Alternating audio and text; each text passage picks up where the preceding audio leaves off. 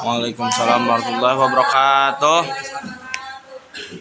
Kami dari kelompok 4, sebelumnya terima kasih kepada Buddha yang telah memberikan kesempatan untuk kami berpresentasi hari ini.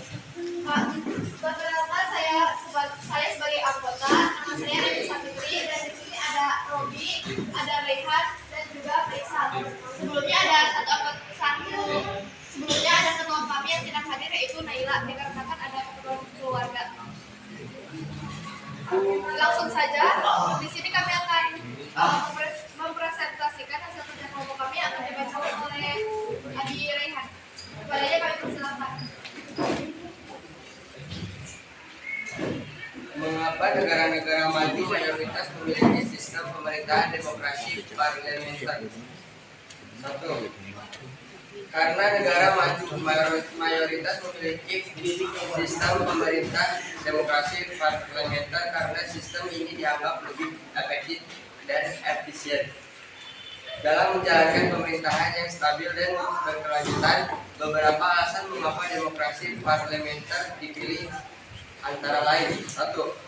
Mempertahankan prinsip checks and balances antara eksekutif dan legislatif, sehingga tidak ada suatu pihak yang terlalu kuat dan berkuasa secara mutlak.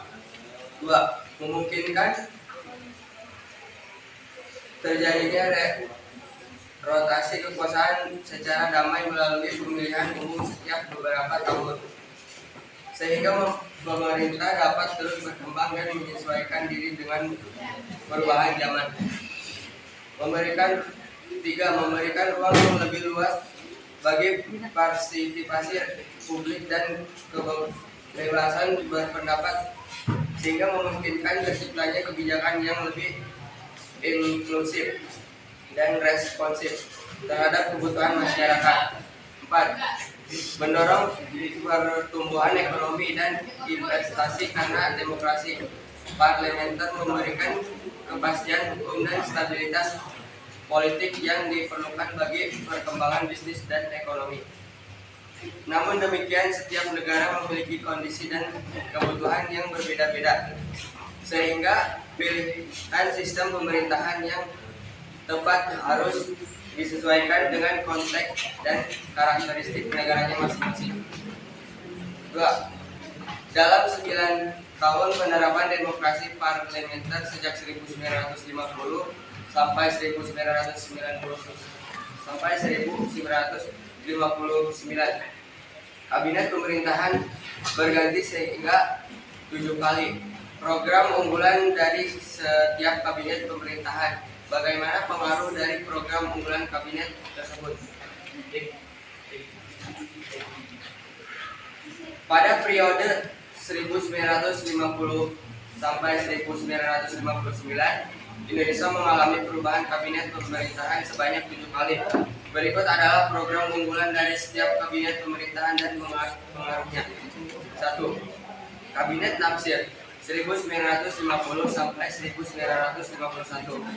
Program unggulannya: reorganisasi pemerintahan, pemulihan ketertiban dan keamanan, dan penyelesaian konflik dengan Belanda.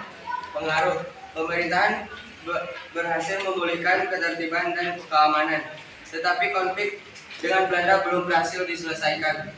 2. Kabinet Sukiman 1951 sampai 1952. Program unggulan: pemulihan ekonomi, pengembangan industri, dan peningkatan kesejahteraan rakyat. Pengaruh: pemerintahan berhasil meningkatkan produksi industri dan pertanian, tetapi masih banyak masalah ekonomi dan sosial yang belum teratasi. 3. Kabinet Wilopo 1952 sampai 1953. Program unggulan: stabilisasi ekonomi, pemberantasan korupsi, dan pembangunan infrastruktur. Pengaruh: pemerintahan berhasil menstabiliskan ekonomi dan membangun infrastruktur, tetapi korupsi masih menjadi masalah yang belum teratasi. 4. Kabinet Ali Sastromijojo 1. 1953 sampai 1955. Program unggulan pembangunan ekonomi, pendidikan, dan kesehatan. Pengaruh pemerintahan berhasil meningkatkan produksi pertanian dan industri serta memperluas akses pendidikan dan kesehatan. Tetapi masih ada masalah kemiskinan dan ketimpangan sosial. 5. Kabinet Burhanuddin Arahap 1955 sampai 1956. Program unggulan pemulihan ekonomi, pengembangan industri, dan pembangunan infrastruktur. Pengaruh pemerintahan berhasil meningkatkan produksi. Kabinet Juanda 1957 sampai 1959. Program unggulan pembangunan ekonomi, pendidikan, dan kesehatan serta menyelesaikan konflik dengan Belanda. Pengaruh pemerintahan berhasil meningkatkan produksi pertanian dan industri serta memperluas akses pendidikan dan kesehatan. Konflik dengan Belanda berhasil diselesaikan dengan perjanjian Royan pada 1958.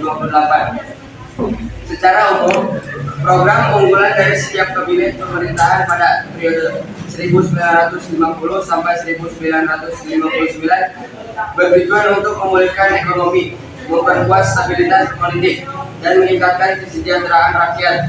Meskipun beberapa program berhasil diimplementasikan dan diberikan dampak positif, masih banyak masalah yang belum terselesaikan dengan baik, seperti korupsi, kemiskinan, dan ketimpangan sosial.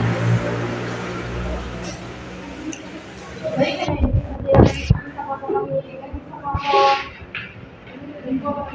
sampaikan apakah ada yang ditanyakan? Perkenalkan, saya Meta dari kelompok 3. Apa tujuan program unggulan dari setiap kabinet pemerintahan pada periode 1950 sampai 1959?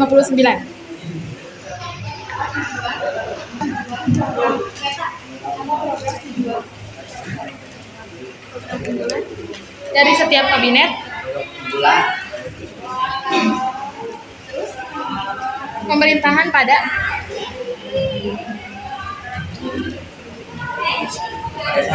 periode 1950 sampai 59.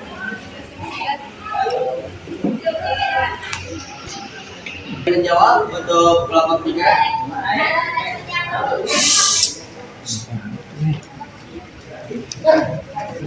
Secara umum, program unggulan dari setiap kabinet pemerintahan pada periode 1950 sampai 1959 bertujuan untuk memulihkan ekonomi, memperkuat stabilitas politik, meningkatkan kesejahteraan rakyat Indonesia, dan memajukan negara secara keseluruhan.